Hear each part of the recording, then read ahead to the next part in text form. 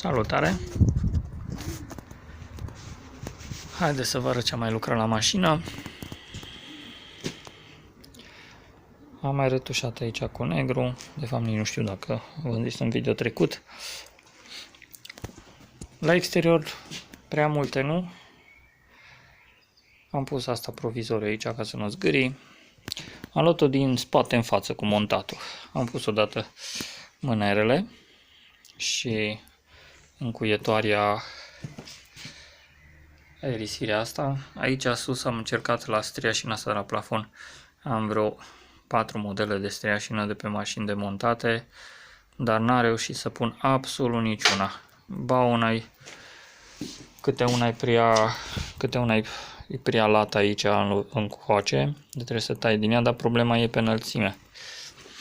Problema e aici pe înălțime, că profilul ăla nu mi se încradează niciuna. Rămân ba înclinate așa, ba îmi sare afară și încă n-am găsit nicio soluție. Vedem dacă nu în ultima, ca și ultimă soluție, probabil că am să maschez mașina și am să vopsesc aia neagră.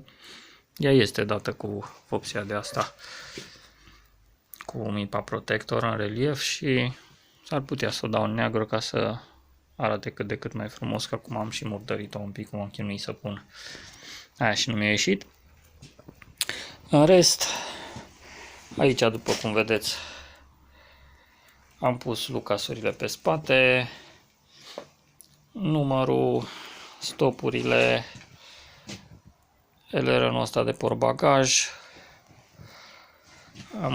Am mutat lămpile, vedeți că lămpile de la număr le-am mutat aici sus, pentru că pun bară de plastic și am zis că să nu mai găurez la ea. I-am pus inima la cheder. Am pus chederele. Problema care eu am, după cum știți, la chederele noi nu se așează nici trebuie să rezolv cu arcurile. Am făcut rost de un arc nou, să încerc să-l schimb, să vedem dacă o să stea portbagajul deschis, dacă nu, să încerc cumva să prind 2-3 spire între ele ca să fie arcul mai scurt. În rest, după cum vedeți, portbagajul l-am cam finisat. Am pus acum, am tăiat mochetă și am pus-o să vedem să lase. Am cumpărat și un dulăpior de ăla. Am vopsit alb. Într-adevăr arată altfel cu dulăpiorul decât fără. Probabil din cauza că așa ne-am obișnuit. Cric. Cheia de roți, după cum vedeți. Ce am mai pus aici la portbagaj, uitați, am pus distanțierele astea și acolo și din coace erau găurile, dar nu le-au avut. Și am făcut să vedem dacă uitați, acolo că vedeți, am pus o lampă cu LED-uri și am tras o instalație electrică, am legat-o la lampa aia și în loc să mai pun acolo pe deschidere unde era contactul, i-am pus un întrerupător aici. O pornesc și când opresc când am nevoie. Pe aici am mascat fire la lucasuri ca să nu le agăț. Cam asta e. I-am pus chederul, bineînțeles că aici am mai avut lipsă un tampon de ăsta de oprire care l-am găsit și l-am pus. Bineînțeles că din cauza la cheder nu se mai așează cum a fost. Înainte toată lungimea asta mi era la nivelul la aripă. Acum, după cum vedeți, e vreo 4-5 mm mai sus. Și aici și din coace. Aici apare chiar un pic mai mult.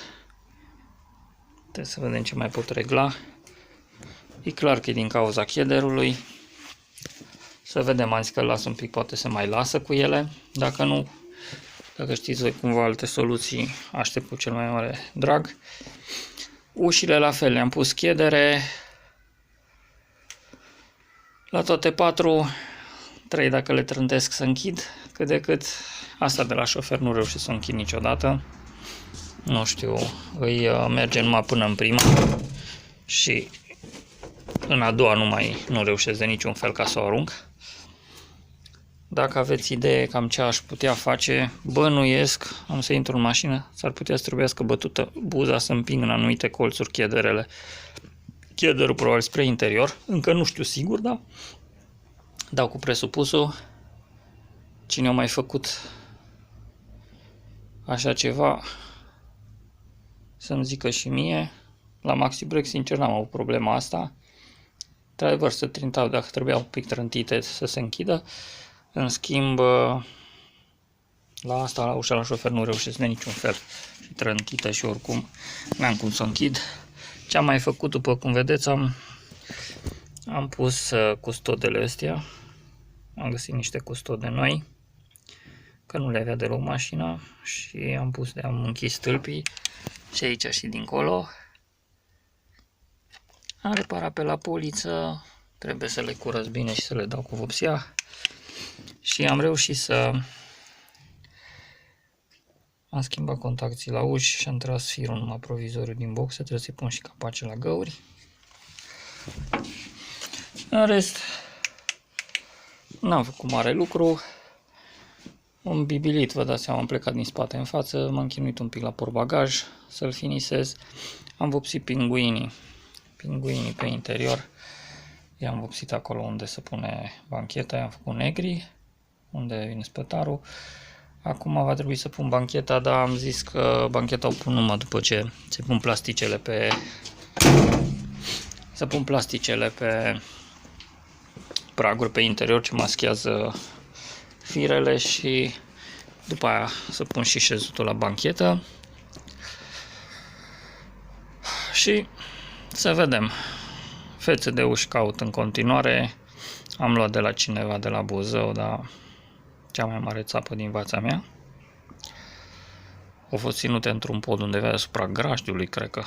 Miros în orice hal și nici nu se pot spăla, nu se pot curăța, sunt și decolorate. Asta e. O să încerc să le îmbrac dacă mai am material rămas de la plafon de la Maxi Break, dacă nu trebuie neapărat să caut 4 tapiserii de ușă interioare. Să le pun. În continuare o să vin din spate în față, să vedem, să pun acum ornamentele la praguri pe interior la fire, să pun bancheta de spate și nu știu, probabil că o să las fețele de ușă la sfârșit. O să mă ocup de compartimentul motor, să încerc să trag fire, să-l completez, să fac instalația la proiectoare, instalația la ventilatoare, lucasurile, farurile și să încep să montez, urmând ca la sfârșit de tot să montez bara de spate și bara de față. Cum sunt din plastic, am zis că nu le pun să mă lovesc de ele, cu toate că aia de spate aș putea o pune cam ca îngătat în spate de lucru. Deocamdată atâta, ne reauzim pe parcurs ce mai înaintez. Salutare!